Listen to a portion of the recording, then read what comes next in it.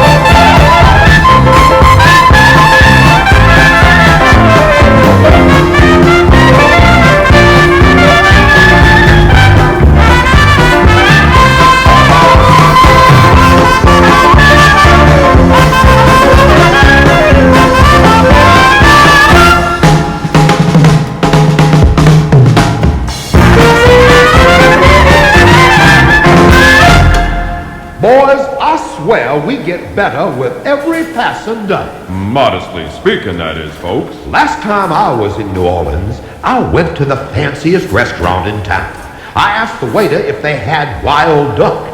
He said, no, but if you want to wait, we'll annoy a tame one. Oh, what's your favorite dish, Huck? Well, I'd say a white one with little pretty blue flowers around the edge. Oh, that's good. Very funny. Scratch, how's Ernestine's cooking coming along? Oh, just great, Daniel. She made a marble cake last week. A marble cake? How was it? Well, it lived up to its name. We decided to use it as a support under the front porch. That sounds like my aunt's cherry pie. We used to call it George Washington pie because the only way to cut it was with a hatchet. A pretty fishy tale, if you ask me. Like the story of Goldie Fish and the Three Barracuda? Oh, I've got a story that sure beats any of those.